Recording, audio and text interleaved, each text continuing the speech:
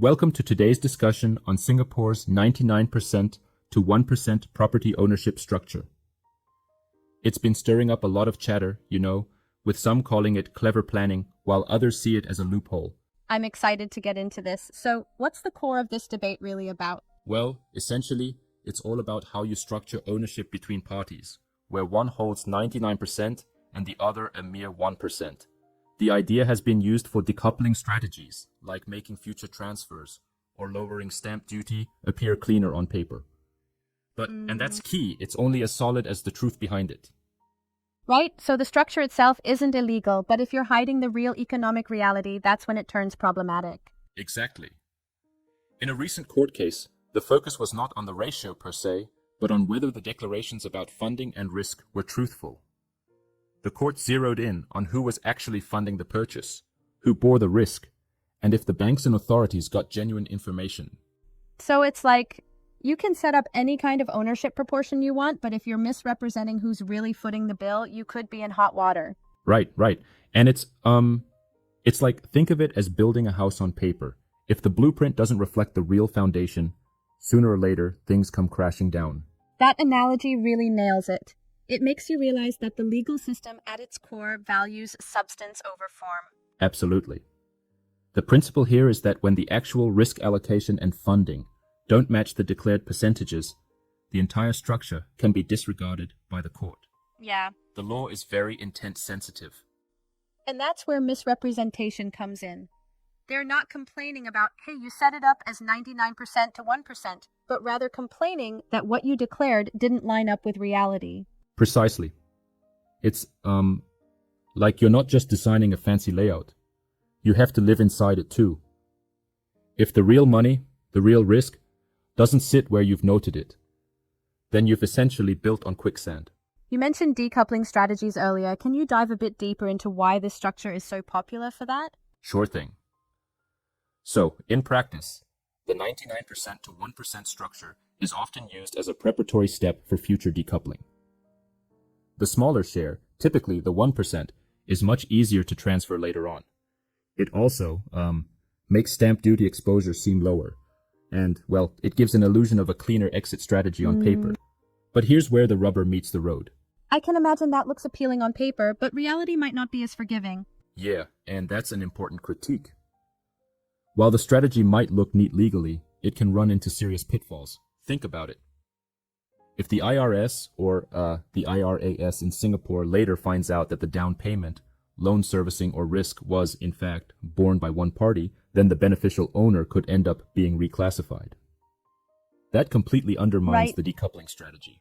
So, even if the structure appears clean at first, there's a risk that over time, with retrospective analysis, it might crumble under scrutiny. Exactly. And it's not just the legal documents. Banks, for instance, aren't passive here. They actively reassess things like income dependency, loan sustainability, and any ownership changes.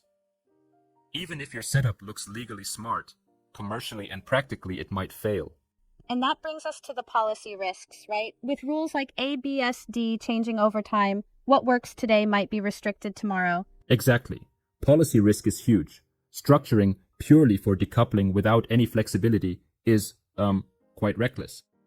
The structure might be legal now, but as regulations shift, those advantages can vanish, or worse, look like an attempt to evade duties.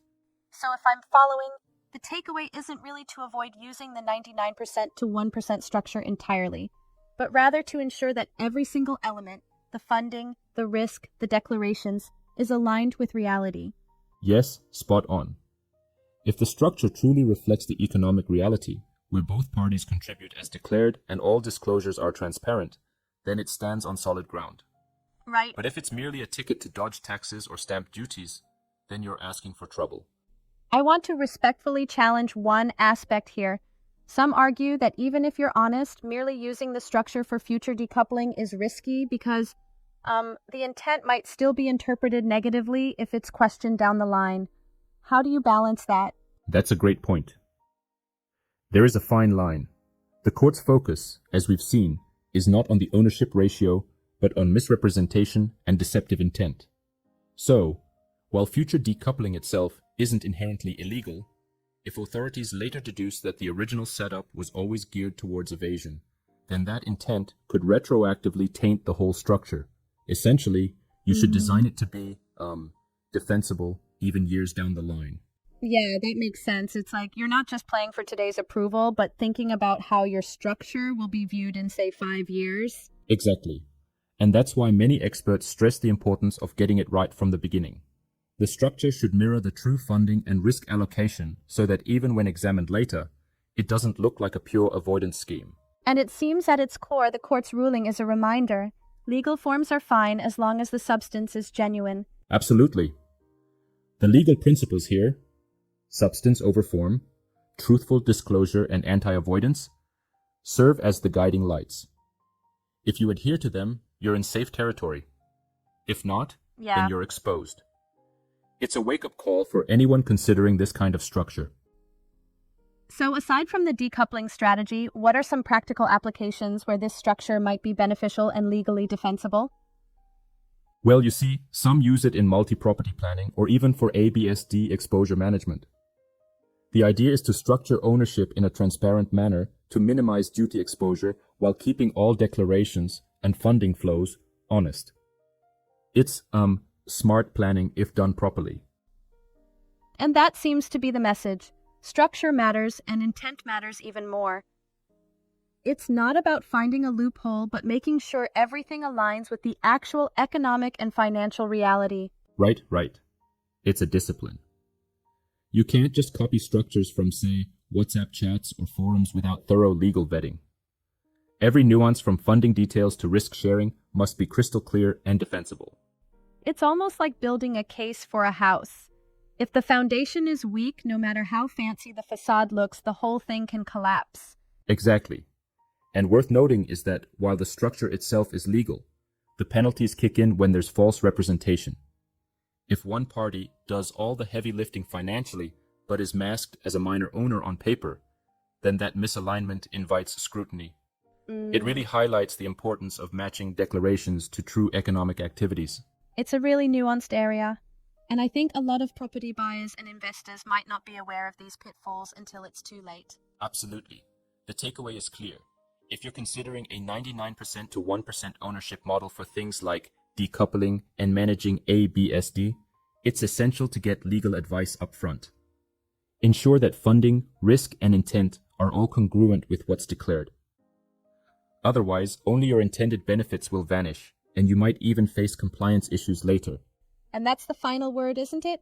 The structure is a tool, a very powerful one, but only if it's used with total honesty and forethought. Exactly. It's a reminder that in law, much like in life, there's no bypassing the truth. If you're in it for the long haul, always design with both today's rules and tomorrow's questions in mind. Right. This discussion really underscores the fine balance between innovative planning and the need for transparency in legal structuring. Absolutely. And while these structures can provide strategic advantages, they also require a rigorous approach to ensure they don't backfire.